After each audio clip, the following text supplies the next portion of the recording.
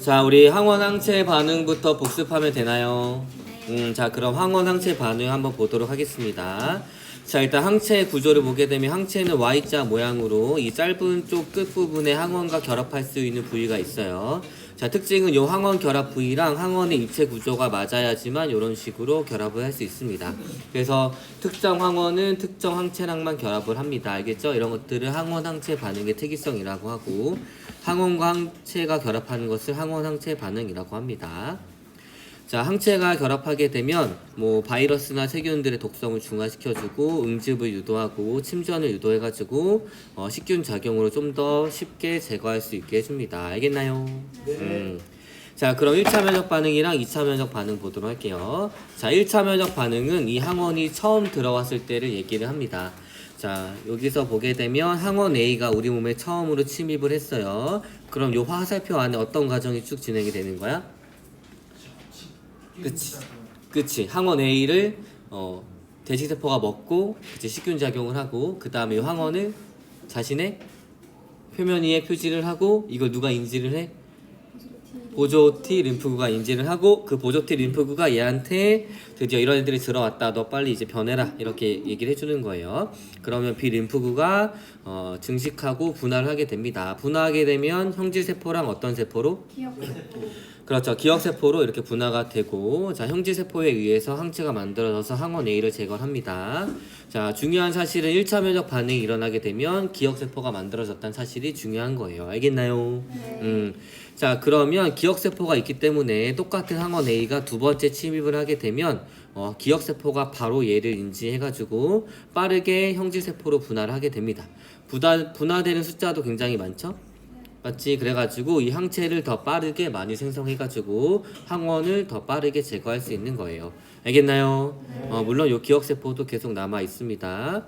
형제세포는 수명이 짧아가지고 며칠 이내로 사라지지만 기억세포는 몇 년 이상 길게 우리 몸속에 남아 있어요. 알겠나요? 자, 그러면 그래프 보도록 할게요. 시간에 따른 항체의 농도이고 여기를 보게 되면 얘가 1, 2가 아니라 10배씩 차이가 납니다. 알겠죠? 그래서 최고치를 보게 되면 한 1000배 이상 차이가 나요. 자, 여기 한번 보도록 하겠습니다. 항원 A가 처음 들어왔어요. 그러면 항원 A가 처음 들어왔으니까 몇 차 면역 반응이 일어나요? 1차. 그렇죠. 1차 면역 반응이 일어나게 됩니다. 그래서 항체가 들어오자마자 바로 생성되지 않고 시간이 좀 걸리죠. 이 과정 안에 어떤 것들이 일어나는 거야? 먹어서 표지하고 보조 림프구가 인지를 하고 B 림프구한테 정보를 전달해서 B 림프구가 형질세포로 분화하고 그 다음에 이제 항체가 만들어지기 시작하는 거야. 알겠죠? 요 시간 텀이 있기 때문에 우리가 보통 감기에 걸리면 5일에서 7일 정도 아프게 되는 겁니다. 알겠죠? 자, 그래서 1차 면역 반응에 의해 가지고 항체가 만들어졌고 여기서 계속 항원을 제거하니까 항원의 농도가 떨어지니까 항체의 농도도 감소하게 됩니다. 알겠나요? 자, 그러다가 똑같은 항원이 또 들어왔어요. 그럼 여기에서 뭐가 생성이 된 상태야?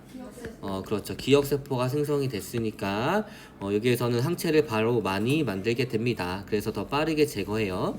자, 그래서 여기에서 우리 몸이 아플 수 있지만 여기에서는 거의 안 아플 수 있습니다. 알겠죠? 자, 그 다음에 항원 B를 항원 A가 두 번째 주사할 때 처음 주사했어요. 그랬더니 몇 차 반응이 일어났어?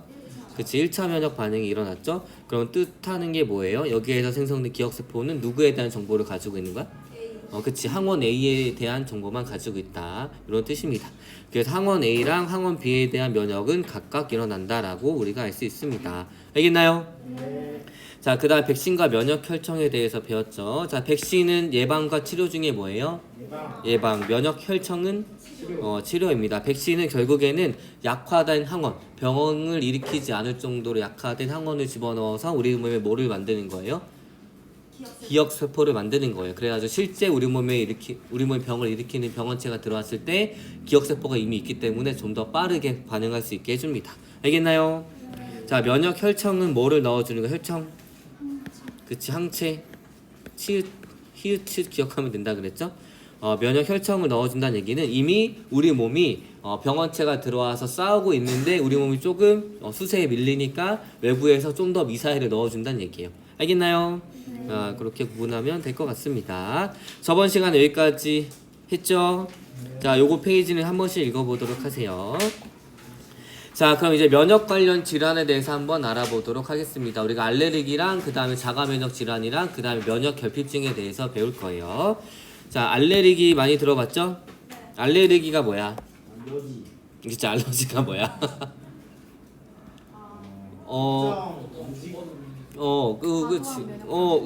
그치.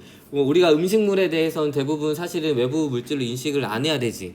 외부 물질이긴 하지만 면역계가 이걸 인지를 굳이 안 해도 되잖아요. 그런데 어떤 사람들한테는 땅콩이 면역 체계를 활성화시킨다는 얘기지. 그래서 과도하게 면역이 활발하게 일어난다는 얘기입니다. 이런 것들을 알레르기 반응이라고 합니다. 자, 대부분의 사람들에게는 문제를 일으키지 않는 물질에 대해서 면역계가 과민하게 반응하여 두드러기, 가려움, 콧물 등 불필요한 면역 반응을 나타내는 게 바로 알레르기예요. 사실 우리는 수많은 외부 물질을 계속 섭취를 하고 있죠. 밥을 먹을 때 음식 다 외부 물질이잖아.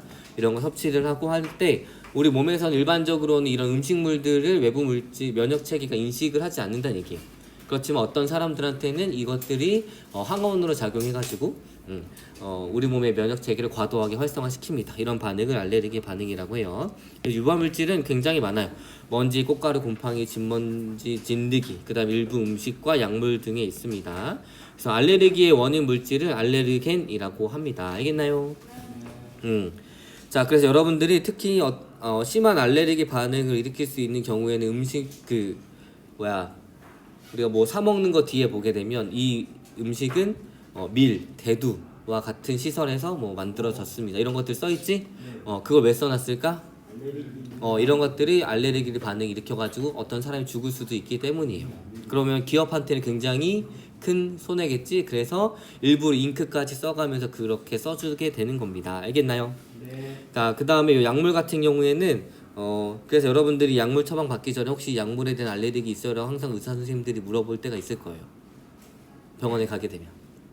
자, 그 다음에 수술 같은 거 받게 되면은 이 항생제에 대해서도 알레르기를 일으키는 사람이 있거든. 그래가지고 처음에 항생제를 내 몸에 맞는지 안 맞는지, 알레르기가 있는지 없는지 한 방울 여기다가 주사합니다. 피부 표면에. 그래서 알레르기가 없는 경우에만 그 항생제를 쓸 수가 있어요. 자, 예시로는 아토피성 피부염, 그 다음에 기관지 천식, 알레르기성 비염 등이 있습니다. 그럼 알레르기가 어떻게 일어나게 되는지 한번 그 과정을 알아보도록 할게요. 자, 알레르기 항원이 처음 침입했을 때랑 두 번째 침입했을 때 한번 볼게요.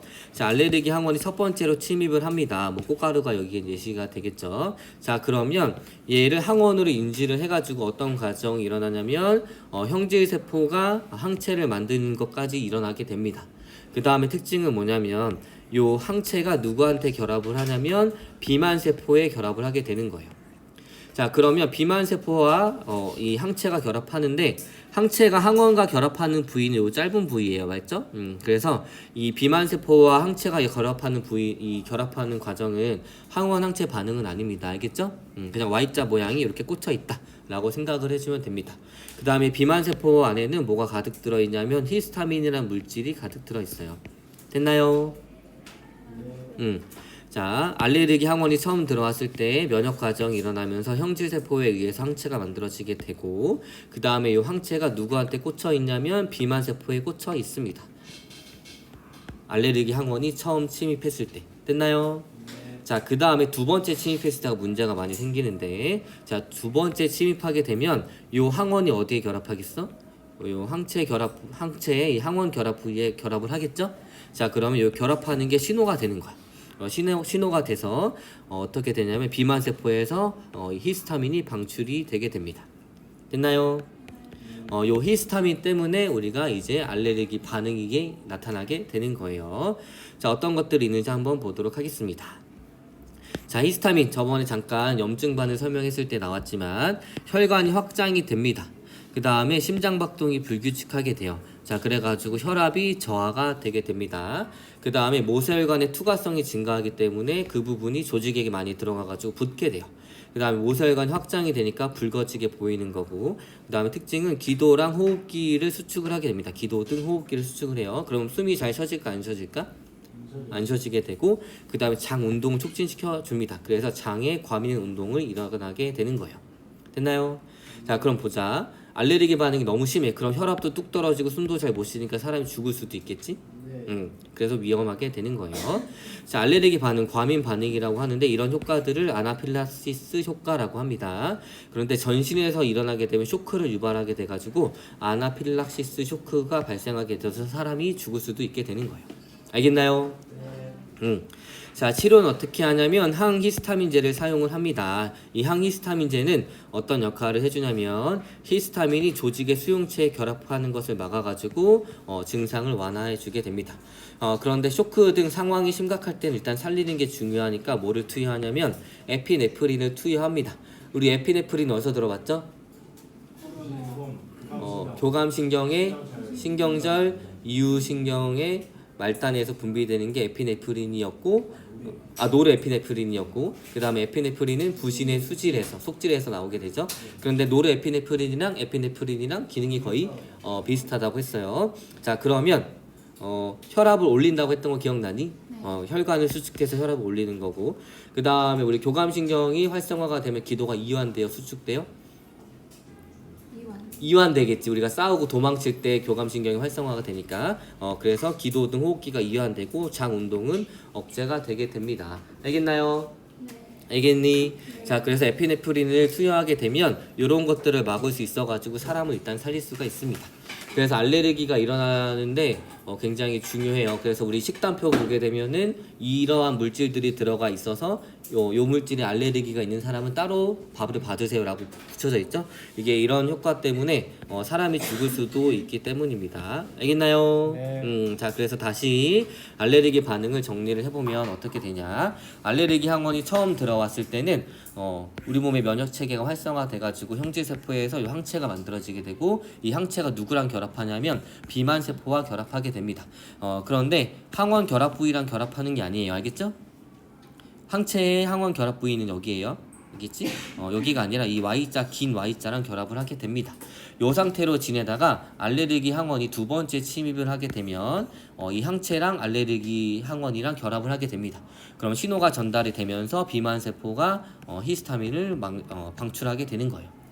그래서 히스타민을 방출하게 되면 이런 현상들이 나타나게 됩니다. 알겠나요? 네.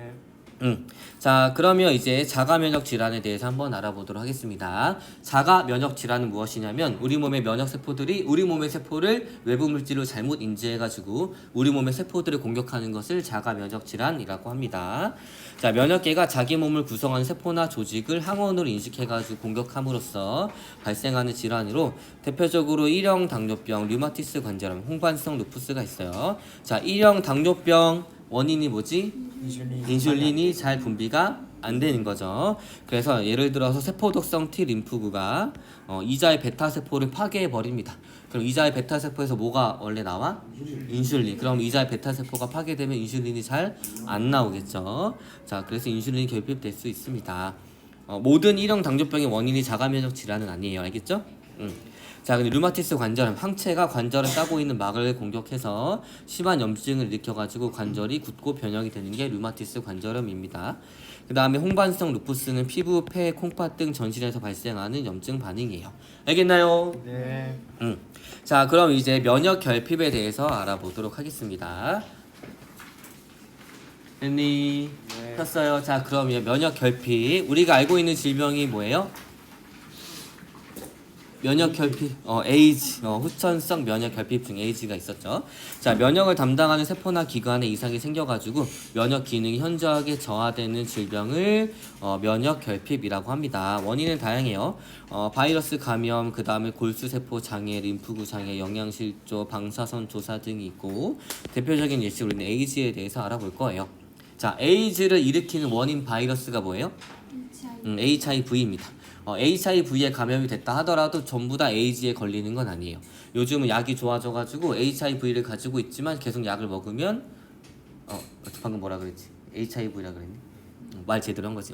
HIV를 가지고 있지만 약을 잘 먹으면 에이즈가 발병되지 않을 수가 있습니다. 알겠나요?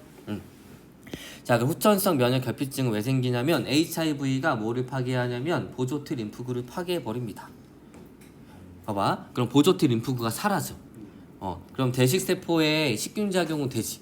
그렇지만 보조 T 림프구가 관여하는 세포 독성 T 림프구를 활성화시켜서 감염된 세포를 죽이거나 혹은 B 림프구한테 증식 분화시켜가지고 항체를 만들거나 이게 되겠어 안 되겠어?